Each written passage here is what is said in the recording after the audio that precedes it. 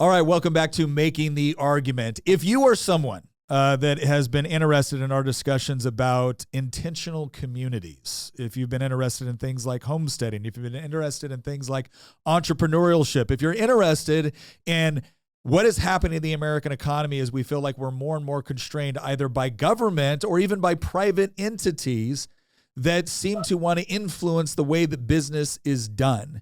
And there was a quote once from James Lindsay, who I respect as a great thinker. I think he's done a lot of really good work on talking about some of the issues that have been happening in higher education right now.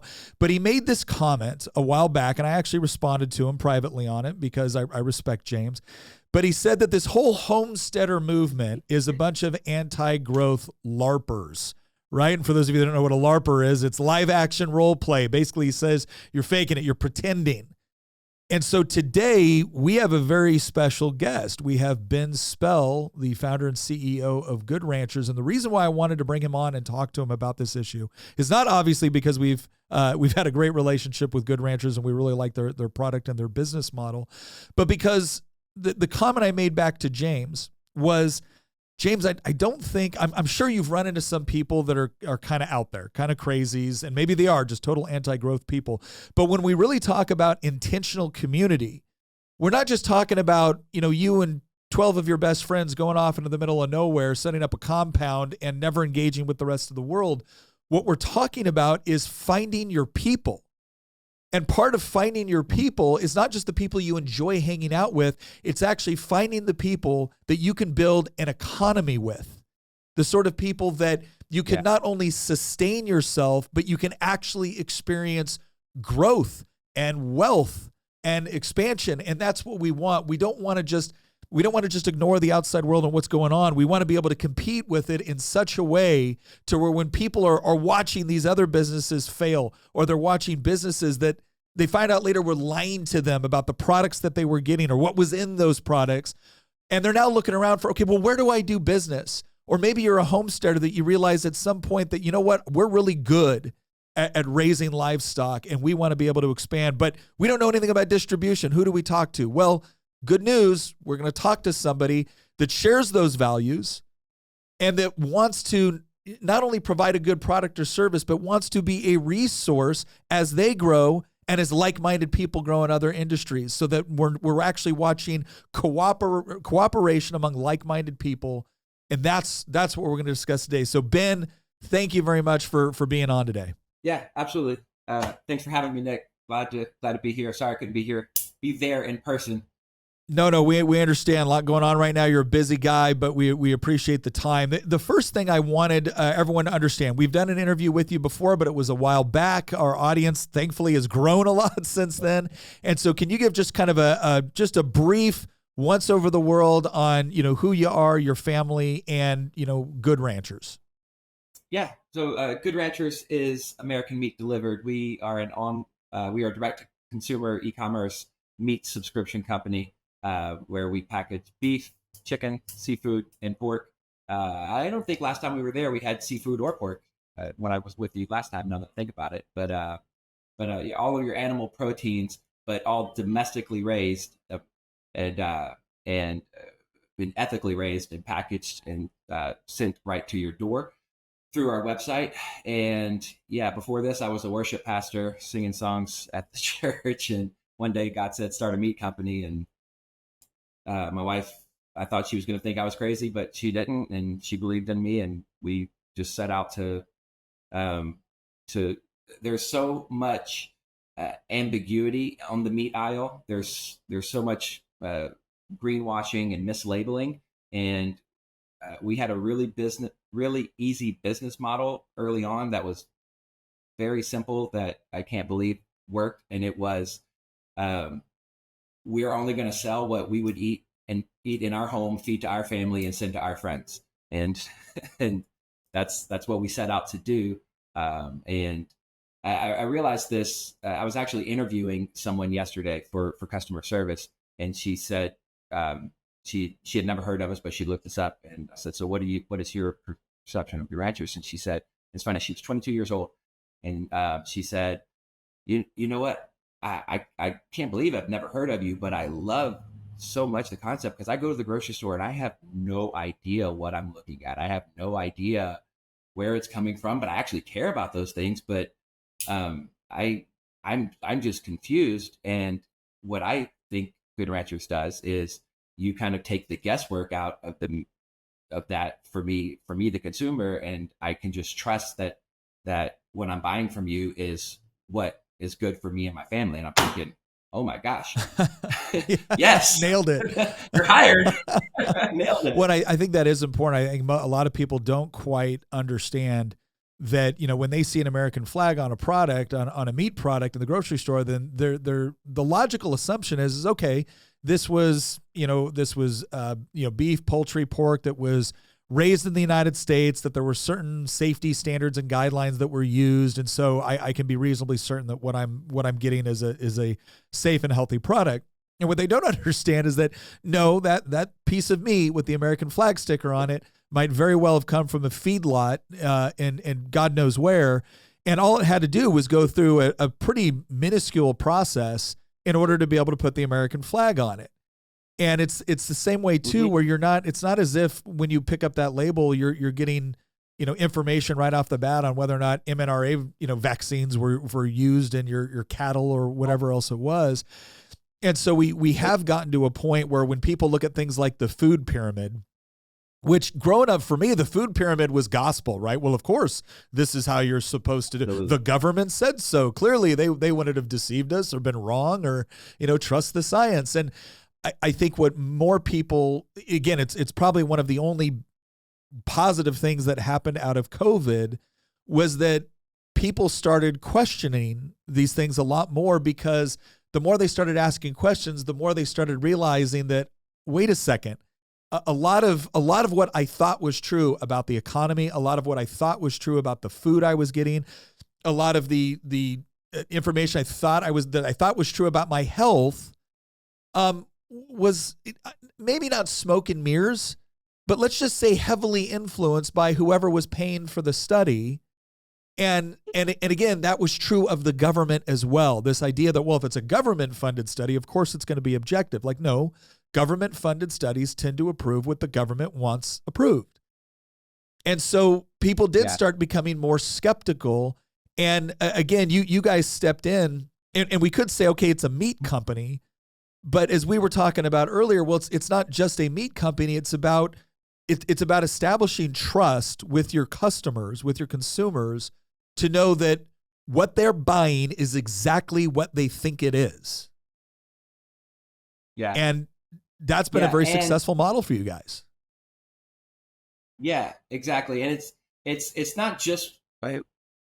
Originally, it was just where the meat's coming from, how it was sourced, where it was raised, and those things. But now, moving forward, 6 years later, and how the world has changed, and but it now it matters of where the meat's coming from, how it was raised, what's in it, was it ethical, and all of those things. But also, what company am I supporting when I buy this? What organization am I supporting when I buy this? And those are all questions that you would think, because you're shopping at an HEB or a Kroger, or I don't know what grocery stores you guys have over there, but you would think that the products being sold are, well, especially when it comes to meat, that they are from local farms and ranches in the U.S.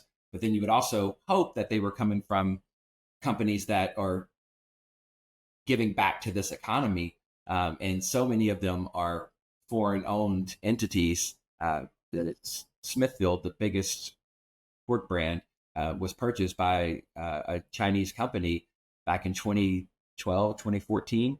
And it's things like that. When it's more than just where the meat's coming from. It's where are your dollars going, and what are those dollars going to support as well? Well, and I got to tell you, like, I'm a big free market guy, and so I've never had a problem with free trade or international trade or any of those things. But I think it's also important to be wise that, look, not every company that you're trading with either has your best interests in mind or the country's best interests in mind. And so it's important to Mhm. remember that when you have a company owned by the Chinese Communist Party, it's reasonable to assume that okay, they may not be providing you exactly what you think you're being provided. And Mhm.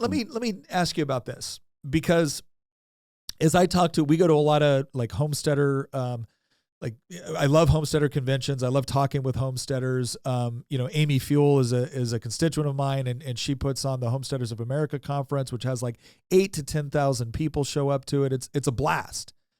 And you have this full range. You have everybody from Joel Salatin, who's, gosh, that guy's he's got 1,000 acres, right? He's running a fairly large operation. Yeah. You have other people who are just kind of figuring out, what they want to do, maybe for their own sustainability. You guys started off, again, it's not like someone handed you a check for $10 million and said, hey, start this huge company. You guys started off doing something fairly small, Mhm. right? Fairly small. But you were I able was to, selling weed out of the back of the truck. yeah. So take us through that, because there's a lot of people that are looking at this going, maybe they start off with, hey, I just never want to show up to the grocery store again and find shelves empty. Or, my child has food allergies and I'm having a hard time finding stuff to where it's going to be safer for them. But then maybe they really get into it and they start to grow and they realize, gosh, there's a future in this. I remember the first time, Mhm. my wife and I or the second time we went to the Homesteaders of America conference, and she had been, keeping bees, and, we had been growing habanero peppers, and she made this incredible jelly from it and whatnot. And I mean, she like sold out of habanero jelly, and she was like, "Oh my gosh, there's something. I guess this really is good, and there's something to it." And she started to get excited about, well, maybe I could do more of this next year, or maybe we could go to more conference. Ben, again, nobody handed you guys a $10 million check and said, hey, go start this, meat distribution company or whatnot. You guys started off very small.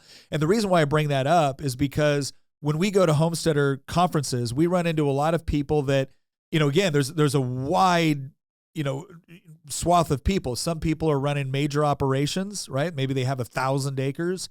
And they're doing regenerative farming and they're looking for customers.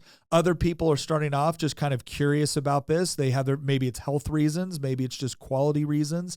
But one of the things that we talk about with the whole concept of intentional community is, again, if you decide that you're really good at something like this and you enjoy it and you don't want it to just be a sustainability or a side hustle thing, you're thinking like, my gosh, this is my opportunity to leave the rat race and actually do something I enjoy with my family on my property. But how do I scale beyond friends and neighbors? So you guys did this. Like, you started off, I mean, I'm not going to spoil the end here. How did you guys start off? And then how did you scale while staying true to what you believed? Yeah. So it started off, I was selling meat out of the back of a truck in a parking lot. Now, the other side of this is it was actually we actually got true to what we believed, because I didn't know anything about meat. I didn't know anything. I don't raise meat, and which I'm an unlikely candidate to start a meat company, because I didn't even I'm an avid griller and smoker of fine meats now. But prior to this, I don't think I had ever grilled a steak, maybe some hamburgers, but I wasn't an avid griller, uh, cooker, chef, agricultural nerd. It just wasn't me. But and because of that, God has a way of equipping who He calls, and so I knew that He called me to do this. Didn't understand at all. Didn't think what we're doing now. Yeah, who we are now as a company is night and day from where we started. But we just God said go, we went and started going. So I said that to say it was actually easier to stay true to our values, because we were kind of finding them as we were going. Does that make sense at all? As I say it out Yeah. loud, I don't want to be confusing. Um, I knew that I knew God said start a meat company. I didn't know why. I found that why around 2020. COVID started happening. In 2019 is when we discovered the country of origin labeling law. We discovered some of what a good portion of the beef we were buying was actually coming from Mexico, feedlots in Mexico. And I went, whoa, but this says product of USA. This says, like, this has a USDA sticker on it. And that's, and it was getting some purchasing power and being able to get away from brokers and getting closer to the packers. That's when I started learning about the industry, seeing the corruption in the industry. And then that's when we began to pivot and become a source of trust and a source of truth. But then we had to figure out, okay, well, how do we how do we ensure that this is what we're getting? How do we do those things? So we kind of found our path along the way. And so around 2020 is where we really started making the turn. By 2021, we started dabbling and selling online a little bit. And by 2022, we had enough of a strong supply chain with beef and for chicken only that we launched fully online in 2022. And so that's to say, because of the way we an unlikely start, it allowed us to kind of get the infrastructure right, and then figure out the sourcing later. But because of that, the hardest part is of what we do is the infrastructure of the selling it, the distributing it, and the people who are raising it are really good at raising it, and they don't have the time or the resources. And we didn't have the resources, but we had the time, and God provided the resources along the way. The reason the system is so bad. I had this conversation with our chief product officer yesterday of how can we really start helping people who are homesteading, people who are raising their own and want to sell it themselves, or kind of selling it to their neighbors, but can we help them reach out further than that if they have enough supply? And we've really started asking those questions internally, because we want to be one. It's really hard, and this is what I was going to say to that. The system, yes, it's broken, but at the same time, I don't know who's credited for saying this, but every system is perfectly designed to get exactly the results it gets. Yeah. So there's a reason why it's quote unquote broken.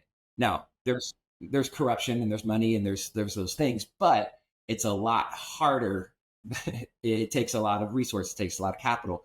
Animals have to be raised, especially cattle. Chickens, something a 6-week life cycle, that's a little easier. But cattle, you're talking about 2+ years life cycle. So when you're talking about developing a supply chain, you're having to forecast years ahead of what's the herd size, what's the drought situation, what's the weather situation, what's the feed situation. All of those things matter, and that's why that's how we ended up little by little with 4 conglomerates controlling that whole thing, because it's not exactly easy to do. Yeah.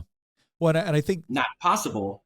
Yeah, I think that's one of the things too that again, when I'm arguing with people on these topics from an economic standpoint, there's some things that people will look at and be like, well, this is ridiculous. I'm like, well, no, it actually makes sense when you look at commodity markets, right? This stuff isn't easy, and complex economies require specialization and division of labor.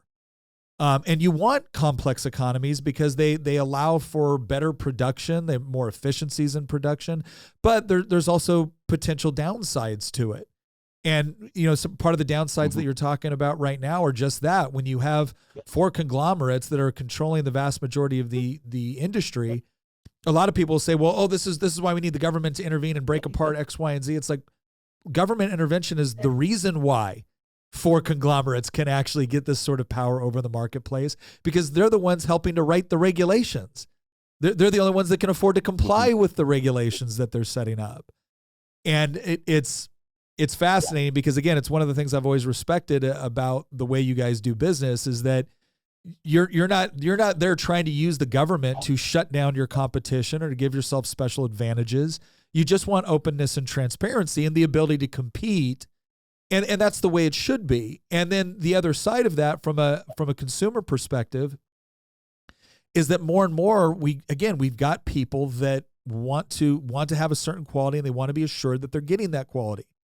And they don't want to be told by some expert that, well, you don't really need this. You need that. No, I know what I want. I know what I need. And these guys are going to provide it. So that's what I'm going to do business with. Let me ask you this question. Because there's obviously you're a Christian, you're a man of faith, and you were working in ministry for a while. And this is something that we've kind of talked about on this episode as well. And that's that whole idea that I think sometimes within cultures, right, and within Christian culture, there's this idea that among certain groups where, well, you know, the entrepreneurial side is the pursuit of profit or the pursuit of, and it's like, yeah, okay, obviously a company needs profit in order to exist and to be able to survive, but it's almost as if we treat that as if it's not as honorable or as noble or as important as doing other things within ministry. And, you know, I look at someone like you who you were in ministry, you're doing that, but you really felt called to do this. And I think it reinforces once again that if you're really reading like Christian doctrine and that's important to you, your job is to be obedient, not to do what, you know, somebody, you know, maybe even within a subset of a culture has told you is, well, this is the pinnacle and this is, you know, this sort of occupation isn't. Well, again, if you hadn't been obedient to what you were being called to do at that time, even though you really weren't quite sure why, you know, this wouldn't exist today. And it's providing an incredibly valuable service.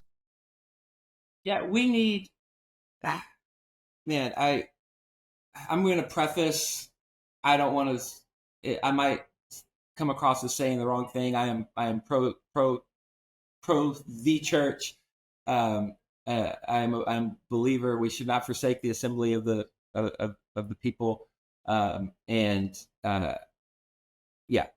That said, it's really hard in today's modern Christianity to decipher the difference between it being a job and it being a career and it being a calling, or a job and a career or a calling. And, you know, and this started decades ago. Well, we started a Bible college out of very good intentions of teaching people the word, training up people to know the truth and go out and share the gospel. But when you make that a college, you're now making that a career path. Yeah. And ministry is never meant to be a career path. You should get paid. I got paid by a church for a long time. I believe that it is a job. You should get paid for it. But there's some rub there a little bit, and because you can start questioning, well, how much should you get paid, and all of those things. Yeah. I don't want to get into that, but what I do want to get into is I believe that there's a big divide in Christianity. I'll just go Western Christianity because that's really what I know the best, and it's that ministry is working for a church and everything else is secular. And the truth is, ministry is meeting people's needs. Like Jesus ministered walking down the road, meeting a woman at a well. Jesus ministered going into the town. He would teach in the synagogue. And we have this Western idea that ministry is what happens in the church. No, ministry is what happens outside the church. Teaching the word happens in the church. Worship can happen in the church. Worship should also happen at home and in other places as well. Because fun fact, interjection: worship is not singing songs, even though we've made an entire genre called worship music. Yeah. So if anybody wants to have a one-off on that, I would love to talk about it. That said, ministry is meeting the needs of people. Ministering to people is meeting their needs. And I'm a firm believer, being someone that was in full-time ministry for most of my adult life, more of my adult life than I've been an entrepreneur. I see the need for Christian business owners, Christian managers, Christian entrepreneurs, Christian leaders. I see that need just as much or more than we need just churches, because, you know, we've got 55 employees or so that I have 40 Yeah. hours a week, and the church gets you for Yeah. like an hour Well, and a and half. it's amazing to me because again, when we talk about intentional community, again, as a Christian, the first intentional community was the church. And in order for a community to Yeah, actually thrive, it's different people providing Yeah. different tasks based off of God-given talents, God-given drive, and God-given purpose. And if you're and it even says this in scripture, right? Like you can't look at the toe and say I don't need you, right? It's no, like each thing's in that body is supposed to be, doing stuff in service, in ministry.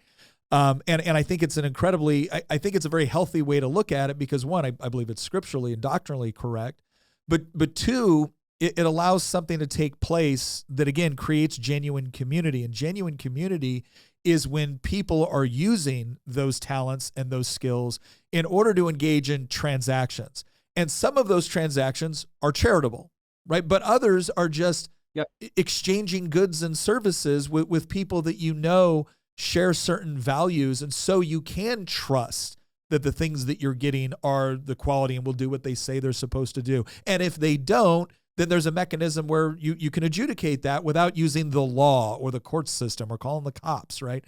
And I think that's critical. And I think so many people are looking for that. And there's almost, because I think like you said, the Western church has almost segregated this idea of, well, this is the spiritual and this is the secular. And it's like, well, wait a second, Yep. that's not an accurate depiction.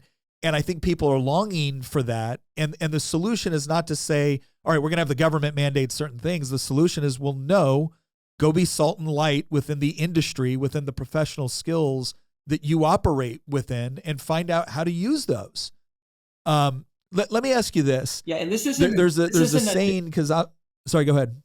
I just love what you said, though. I just want to talk about what you said about referencing that we are the body.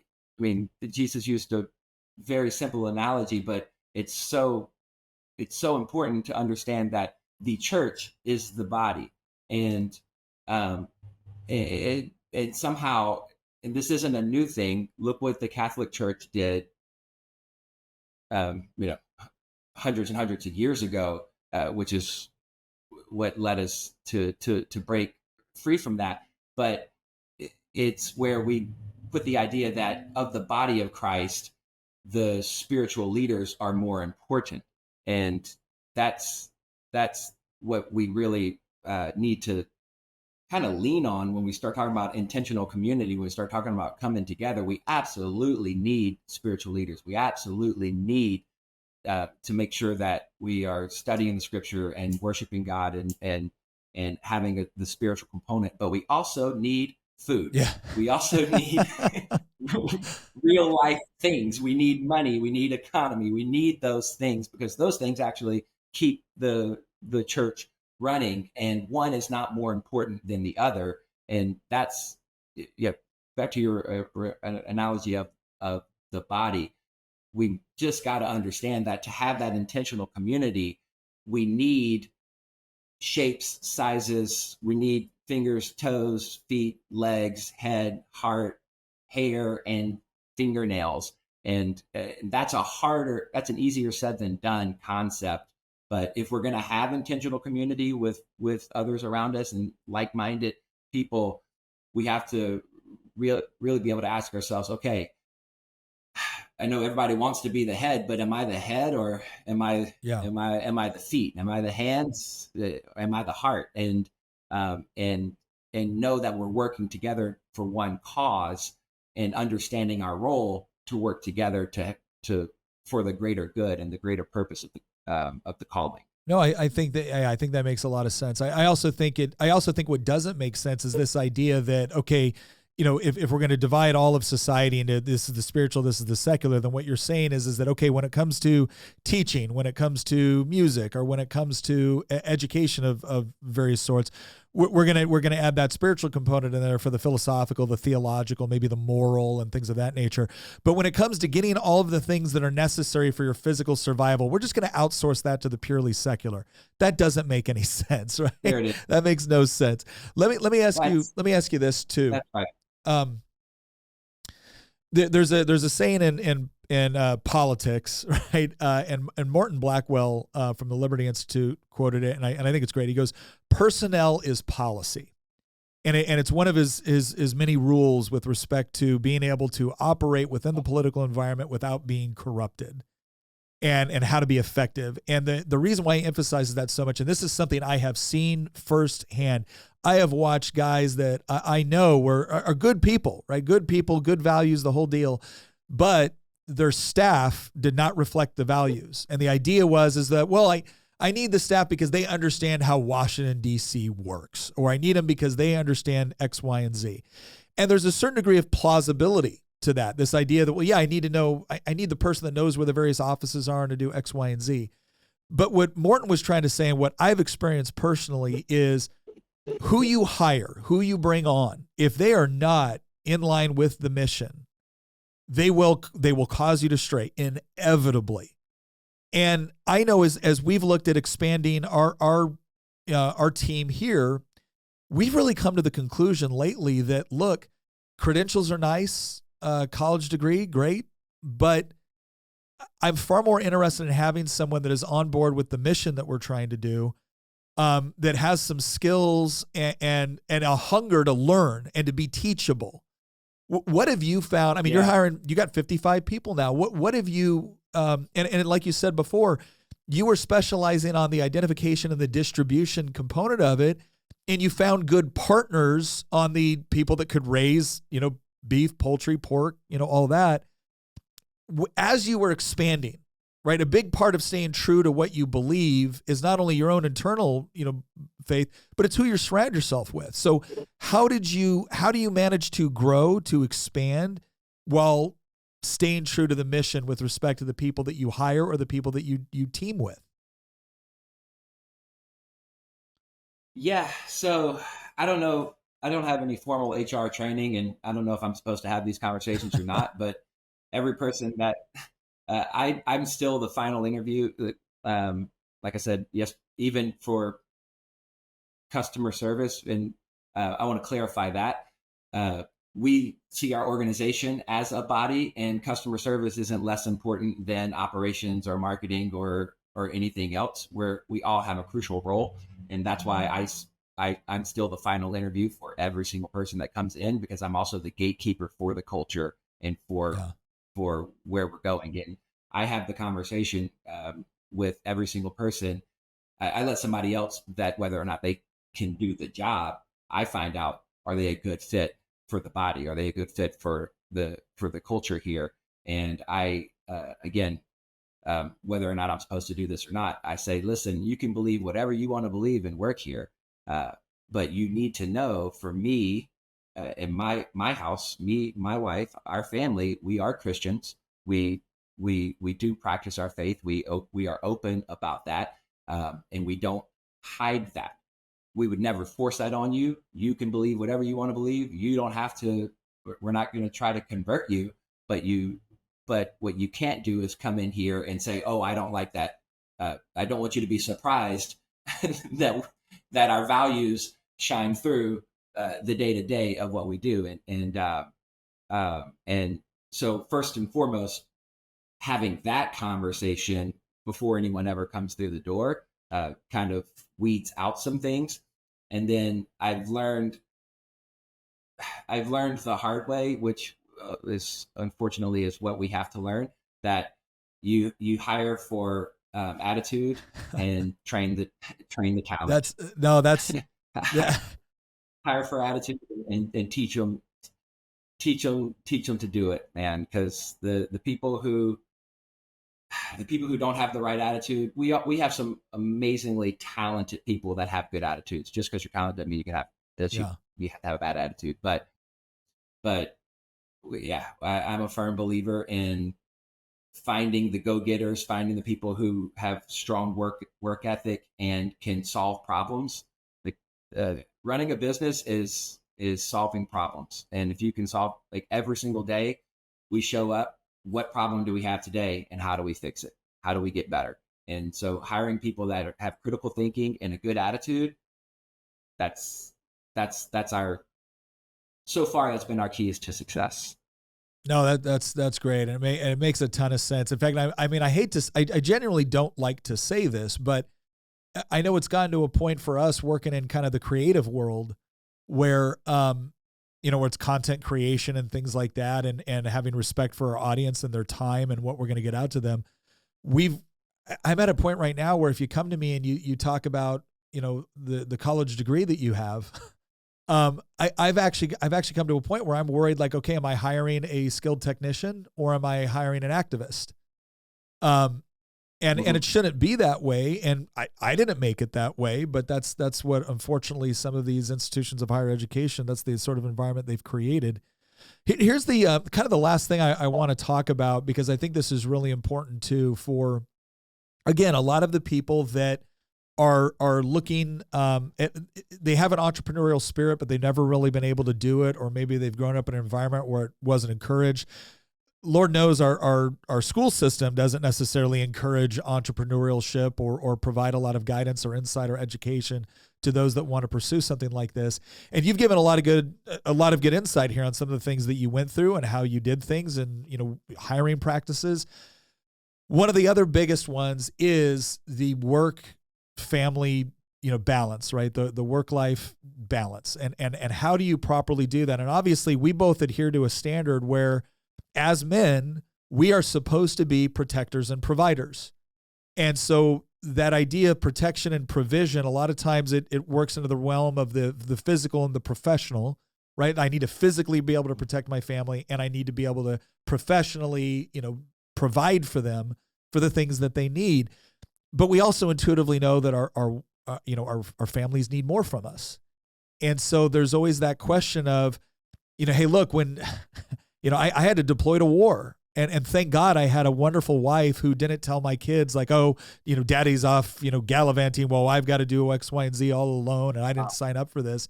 No, she said, your daddy's a hero who's out there protecting us, and it's our job to keep the home fires burning when he gets home. And so I was able to maintain that wonderful relationship with my kids because of my wife. But it's also something about, at times I've had to understand where it's like, look, I can't completely disconnect, right? I've got to continue to work and to build a business and so I can provide. But where's that point where, either by circumstances or by attitudes or by focus or whatnot, where's that point where you realize, what?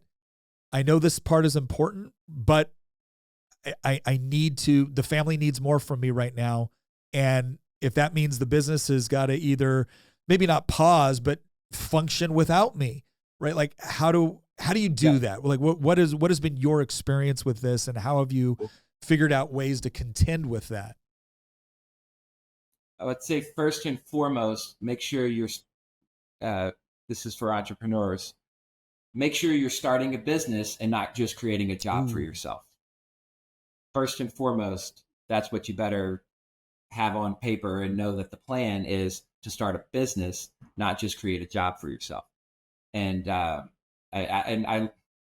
learned that from Rich Dad Poor Dad years ago, and thankfully I had that in my head because we had just had our first baby boy. We have 4 children now, but when I started Good Ranchers, we had just had our first son, and I knew that I wanted to be able to be home for my son. I wanted to be able to be, while starting a business and running a business, I wanted to make sure that I always carved out time for the family. So first and foremost, I was intentional with that before I ever started the business, going, the only way this is a business is if I can step out of it and it still run. Doesn't mean step out for forever, especially early on, or for long periods of time. But you have to begin to set up very early. Everything can't rest on your shoulders. Otherwise, you just created a job for yourself. And so if you're starting a business, start putting systems, processes, people in place to where you can continue to grow the business and it continue to run without you early on. And so many people are scared to do that they hold on and they do it all themselves, and you'll never scale, you'll never grow. if you're doing it all yourself. So I set out to do that early on. That was always the mission, because I didn't want to create a job. I wanted to be able to me, the currency of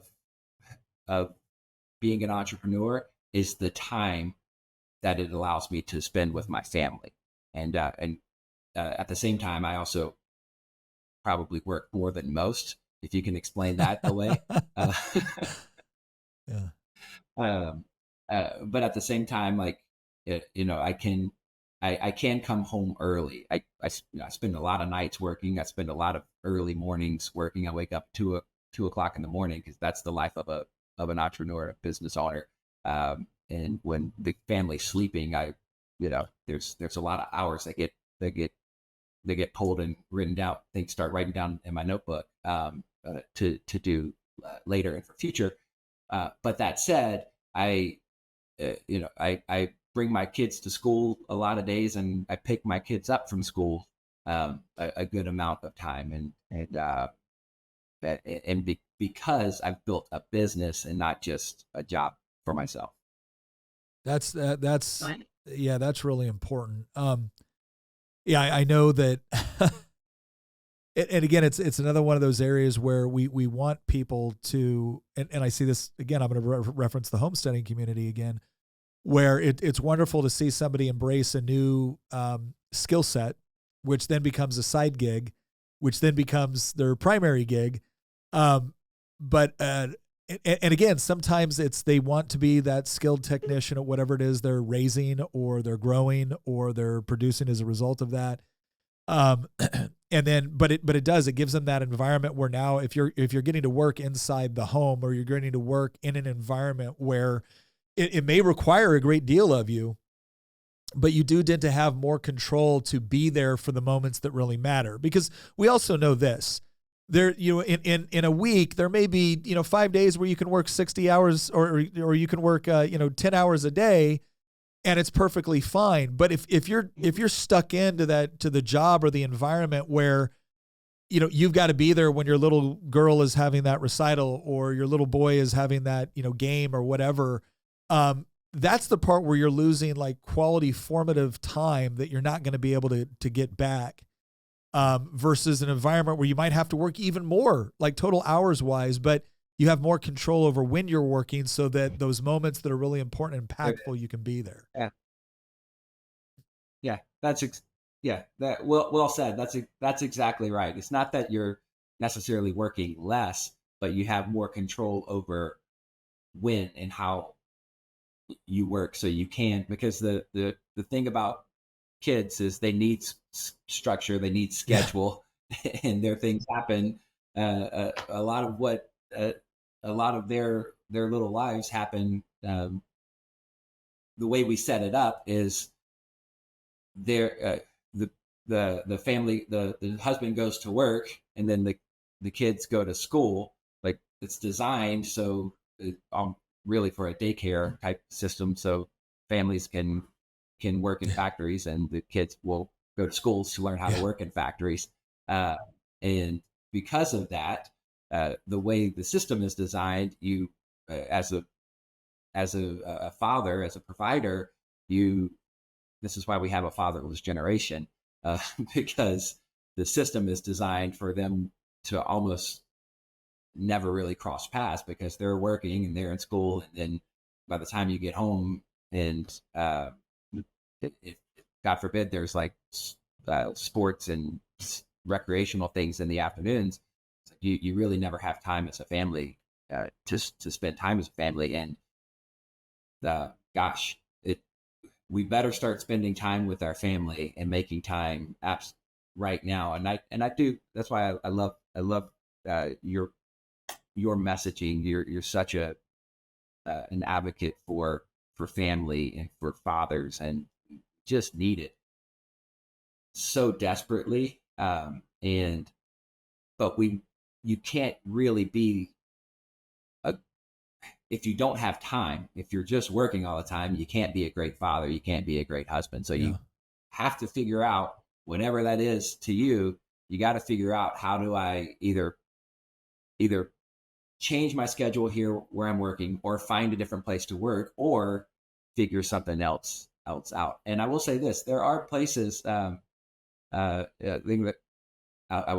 only say this for us, but I'm intentional with this for myself, so I'm also intentional with this for my employees. Like, family comes first. Absolutely, family comes first. And I tell people, listen, like, everyone who's salary, which most of our employees are salary, and we set it up that way so we can have so what I want for my family, I can provide to people who work here. Hey, if your kid's got a game, hey, if you got a recital, if you got to do this, go do it. Go. Like, I don't, the most important thing is not this job. The most important thing is your family. And if you get those priorities right, you're going to be a better employee. You're going to,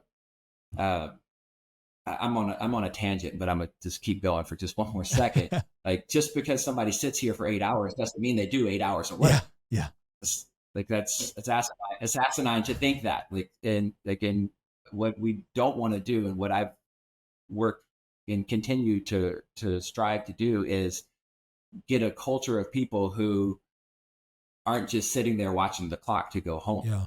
They understand that their time here is valuable. Their time on this earth is valuable. And when you're here, we're going to work hard. But if I need to leave, if I need to go, if I need to do something, like, talk to your manager, come talk to me. Like we value family over this company, over this work. And preaching that, teaching that, and modeling that has given us a really healthy culture, but also employees that love to come to work, love to show up, and are very productive while they're here. And then a lot of times wind up staying late, and just give more than 100%, which I know that's not possible, but yeah. Again, well, I do think it's well, no, I don't think so. I think it kind of feeds right into this idea. Like, every once in a while, you obviously, the whole idea of capitalism and free market economics is largely under attack right now as putting profits over people.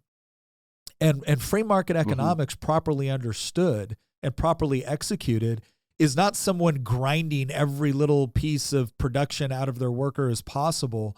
It's a transactional exchange between an employer and an employee, where there's mutual respect for what each one is bringing to the table.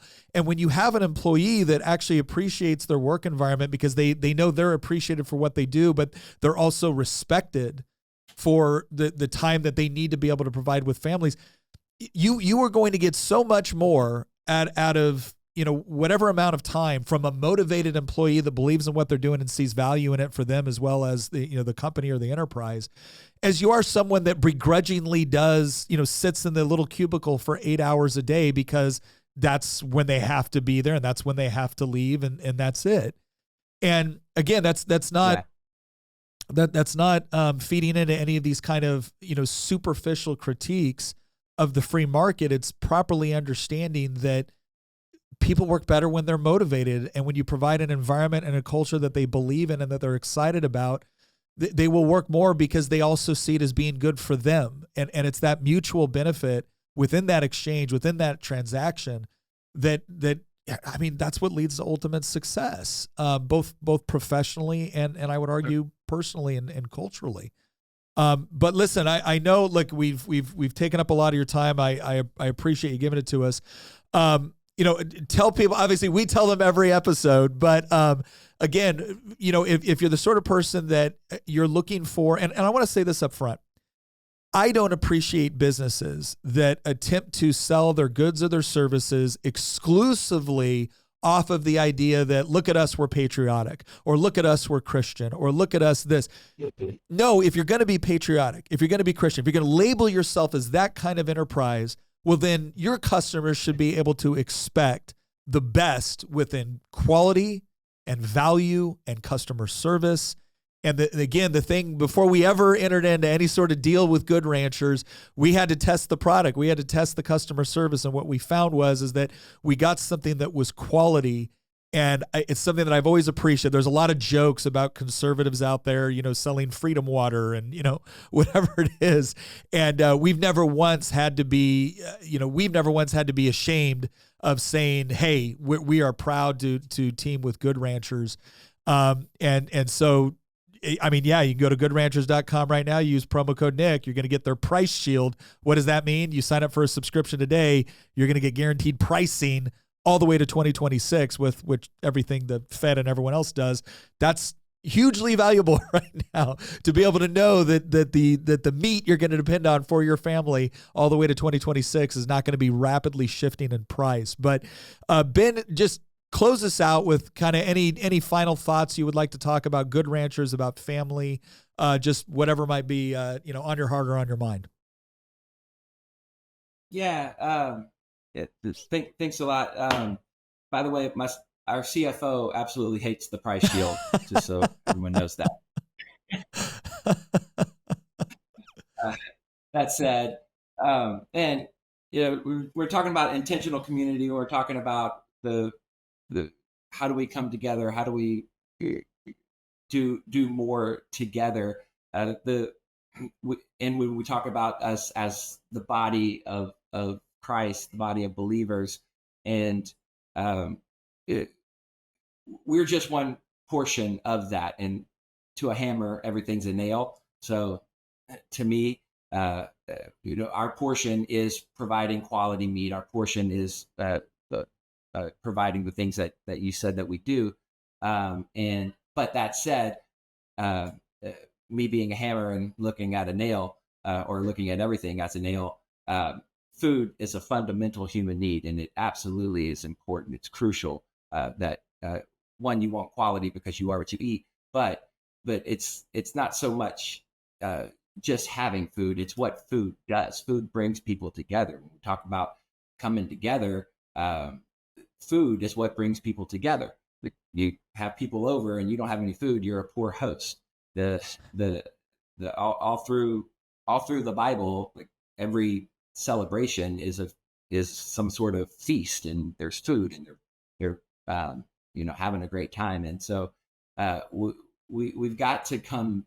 Our mission is to bring people to the table, and our prayer is that the American families would come back to the dinner table, and not as a ritual, but would understand the importance of spending family time together, spending quality time together. And then more importantly than that is that when you come together, just like Jesus said at the Last Supper, which we make such a ritual thing out of communion. It was literally called the Last Supper. It was a dinner. They were sitting there having dinner together. There wasn't just bread and wine on the table. There would have been food. There would have been meat. There would have been all the other things. They were sitting there having dinner, and Jesus said, when you do this, remember me. That's what the Last Supper was. When you do this, remember me. Take the bread. This is my body. Take the wine. This is my blood. And we've just turned it into a ritual. And the reason, our passion behind what we do at Good Ranchers is we want to bring people to the table. We want to provide quality food that you can trust. But our hope isn't that you buy it from us. Our hope is that you cook it, you grill it, you put it on the table, and you get some friends around, you get your family around. And when you do that, you have a good time, and you also you remember the things that you're thankful for. I know this isn't for just Christians, but if you're a Christian, then remember Christ, remember his body, remember his blood. And like, that's what communion one with another is. And again, we are a for-profit business, but if there's no purpose, who cares about the profits? So, we want to be for-profit, for purpose. We want to be able to share our mission and bring people together, because like I said, food brings people together. But we also want to be able to continue to try to do our part to make the body as healthy as it can be, and to somehow right some of the wrongs of this terrible direction that we seem to be headed in constantly as a nation. we want to do our part to try to make it better and make it healthier and make it whole. Well, Ben Spell from Good Ranchers, thank you very much for spending your time and sharing some thoughts and insight. We really appreciate it. And the best to you, to your wonderful bride, and to your family. And we look forward to having you on the show again sometime in the future. Thanks a lot, Nick.